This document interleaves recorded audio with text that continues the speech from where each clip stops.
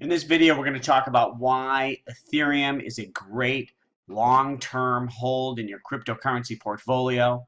I'm not a trader, I'm buy and hold. My goal is to pick the next Google, the next Amazon, buy it early and hold it. When a market is going straight up like this cryptocurrency market, you don't want to trade. I have one coin twice. There have been 100% up days. You don't want to miss those days. You'll miss them if you're trading. Um, and yeah, Ethereum, no, is a great long-term hold. We're going to go through why. First reason, one thing I always look at with any investment in any space is who's the founder, who's the, in this case, in the software, who's the lead developer, who's running the business. I like to look for rock stars. Like someone like Elon Musk, whether he makes a car or a rocket ship or some other company, makes money. Steve Jobs, whether he made a phone or a movie or a computer, it was amazing. There's people out there who are just winners. I like to invest in winners.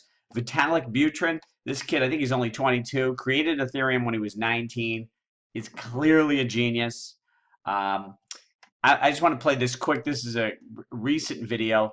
There's a lot of other coins coming out there, a lot of other options trying to sort of be the next Ethereum. Vitalik Buterin, who's got an amazing team of developers scaling Ethereum. Here's what he has to say about Ethereum 2.0. Look like in the future, right? So, first of all, what do we mean by Ethereum 2.0? What is Ethereum 2.0 going to be? And I think the answer is pretty obvious.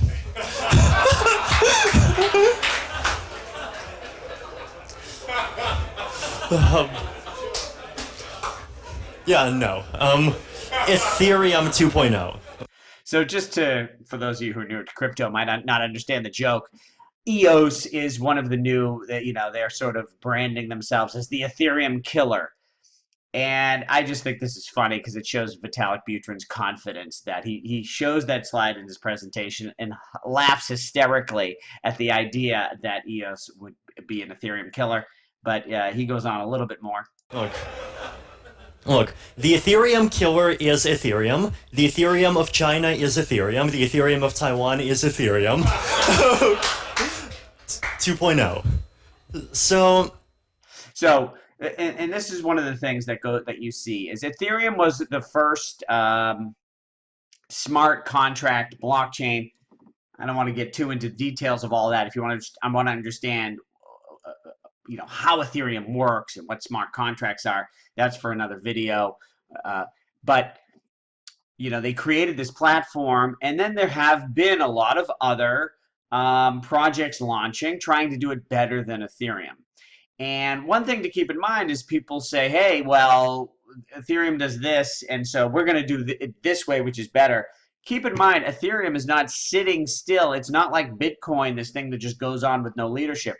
They are upgrading. They are scaling very rapidly.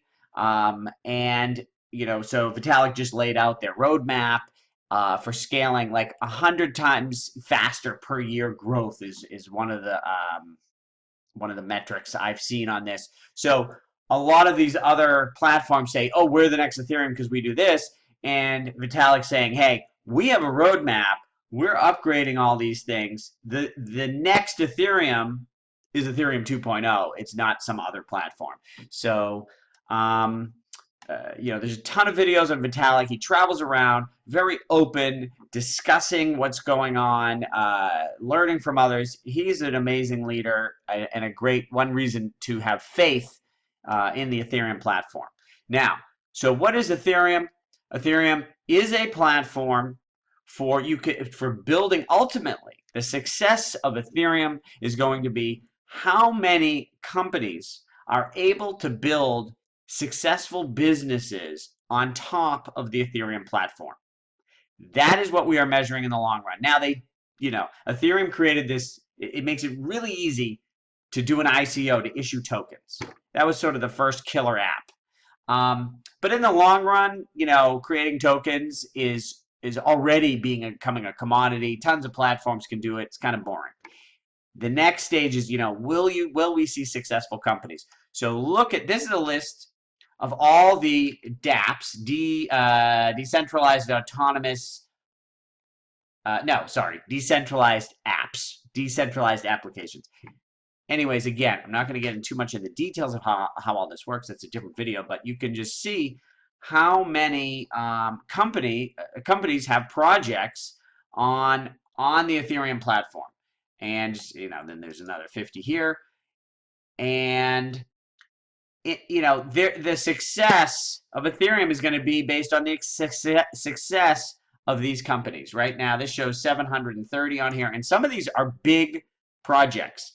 Uport Consensus is an identity system they've been working on for years. There's Storage. I don't see that here, which is a system for storing computer data. And just I got some of the things I want to mention. So a way to look at it is this. A lot of times when you start looking at the cryptocurrency market, okay, geez, which coin do I buy, right?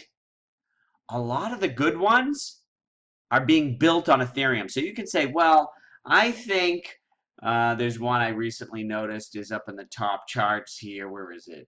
This event coin. It's a system, so I was looking at this. Here's event coin. Hello, crypto compare is moving slowly. So I'm looking at it. It's an Ethereum based platform for giving away tickets. So the bottom line, I look at this, it looks interesting, this ticketing system, and it's built on Ethereum. So I can try to predict whether Eventcoin will be successful. A safer bet is to say, well, if it's successful, that's good for Ethereum. And there's so many of these. OMG, Omise Go is one to research. Looks like an amazing team building a payment processing platform. They're already working with McDonald's. It's over in Asia. It's all built on Ethereum. Consensus this is another great company to research. Consensus with a Y here. Run by there's a guy, Joseph Lubin, who's another person you want to listen to a bunch of his videos if you want to understand what's going on. They have all of these projects they're building, like big infrastructure type of projects, and they're all being built on Ethereum. So rather than bet on all these individual projects, I think it's a good easier bet to just invest in Ethereum.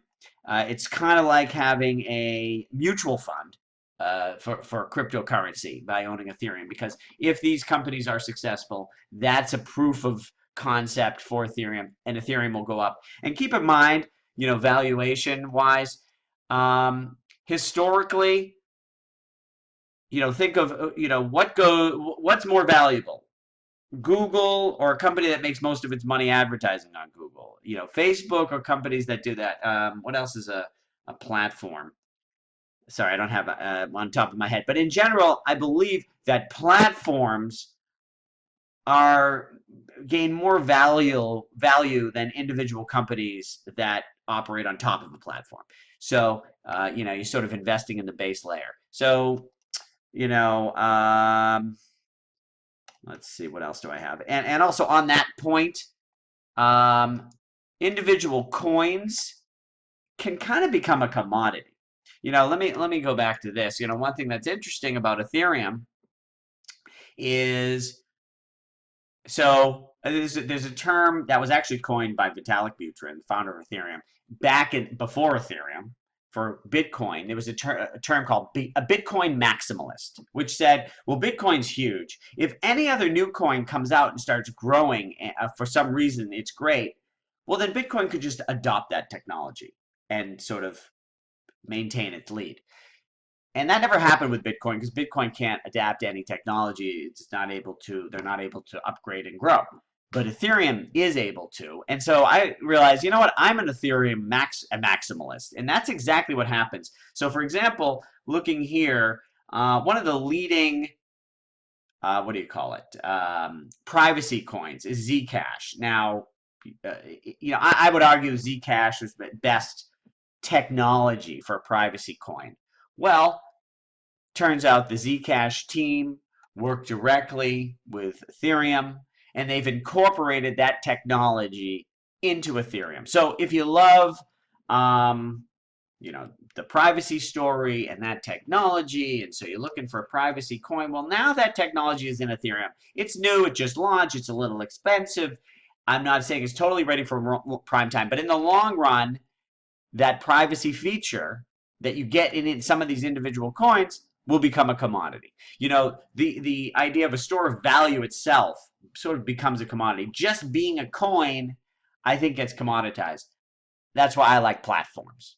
Okay. Now, looking at some of the statistics on Ethereum, this bit info chart, looking at transaction growth. I mean, let's just look at in the past year. Okay, this is around 50,000 transactions a day, and now we are up to 600,000 transactions a day. Greater than 1,000% growth in transactions, and it looks like it's still running here. I did some analysis on different coins and their growth rate, and some it's hard to get data on, but Ethereum regarding transactions seems to be the fastest growing. And I also love to see when they do upgrades. Here's block time, which sort of represents the speed at which transactions can be confirmed. Here they did their latest upgrade hard fork, and you see a dramatic improvement. And it's just so clear. A lot of other coins, they do a fork. I mean, especially Bitcoin does a fork, upgrade, and nothing happens, right? And so that's the block time, and then average transaction fee. Also, I think, well, as we got bound here, the transaction fee sort of went down, sort of ticking back up, but you do see improvements, the metrics here. And when we compare, so let's go back to transactions. Here's their transactions. What's another coin? Well, people talk about Litecoin. Oh, I like Litecoin. Well, let's look at the difference here. And okay, Litecoin's growing, but now and Litecoin's one of the bigger ones, up to 40,000 transactions a day, and that's much bigger.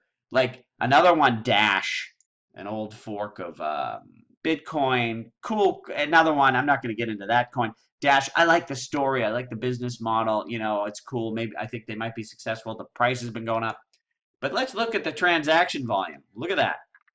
I mean, it's not even close. So a lot of these projects, other sites out there just are far behind Ethereum.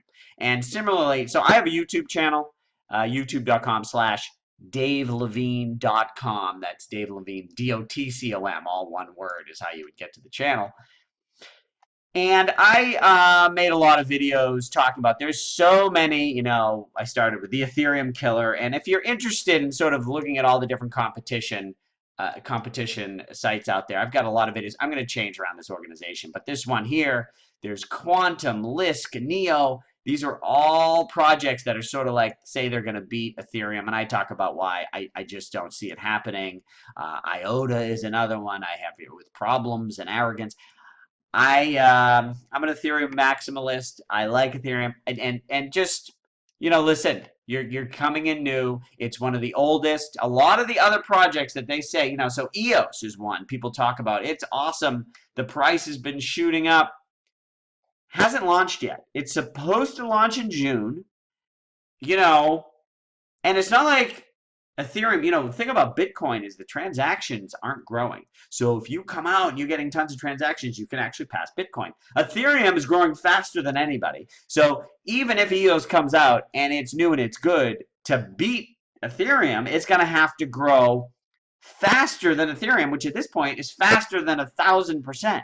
So how can they catch Ethereum at this point? I don't see it, and it hasn't launched. So be careful of saying someone's going to beat it. And a lot of times in EOS will say, we're much faster than Ethereum. Well, you haven't launched yet. It's easy to be fast in testnet, and also, another point I want to talk about is something called proof of stake. Boy, how can I talk about this without getting in the weeds here?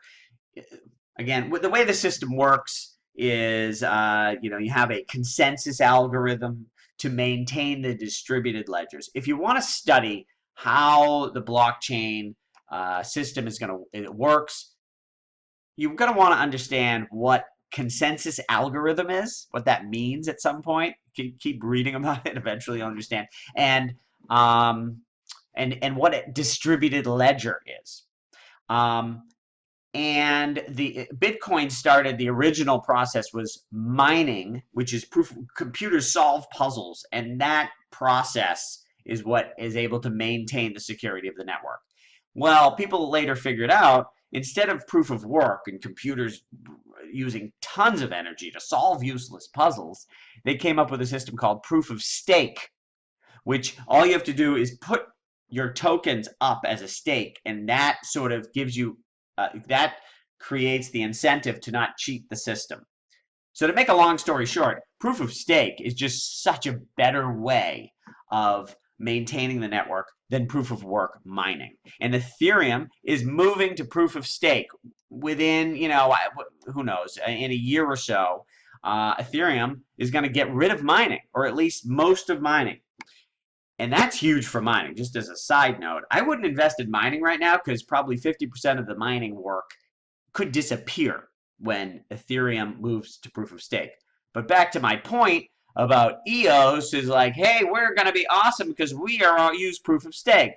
Well, by the time they launch, Ethereum may be proof of stake as well.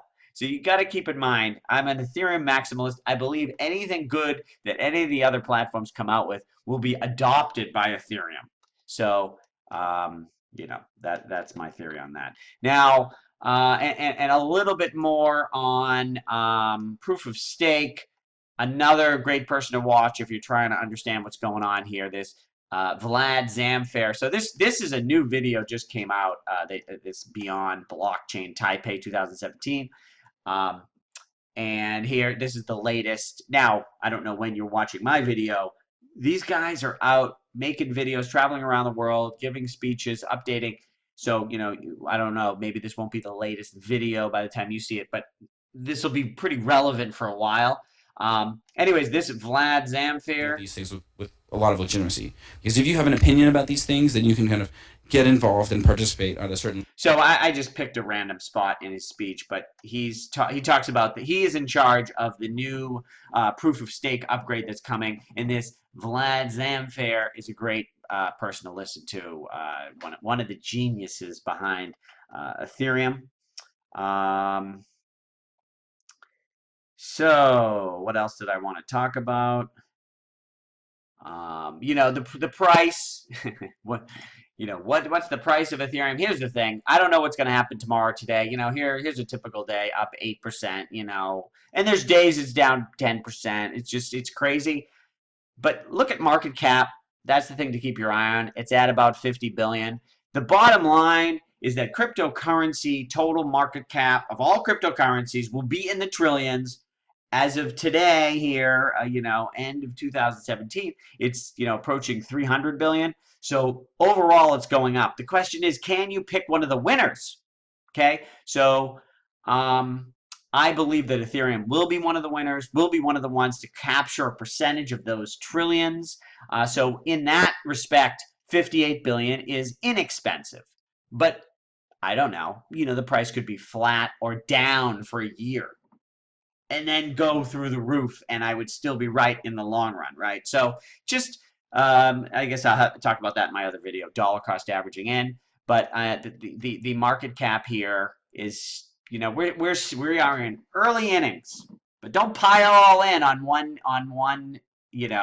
at some rally, because you may miss out being able to buy in at lower prices.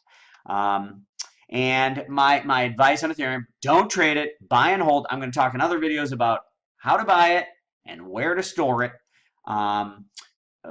So we'll talk about that in other videos. Now, again, if you like my crypto info here, let Ty's team know that you want more crypto info from Dave.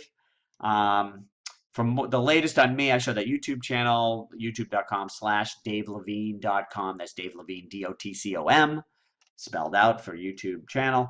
And anywhere on social. I don't really do anything else on social other than YouTube right now, but if I ever do, you'll find me at Dave Levine, DOTCOM. And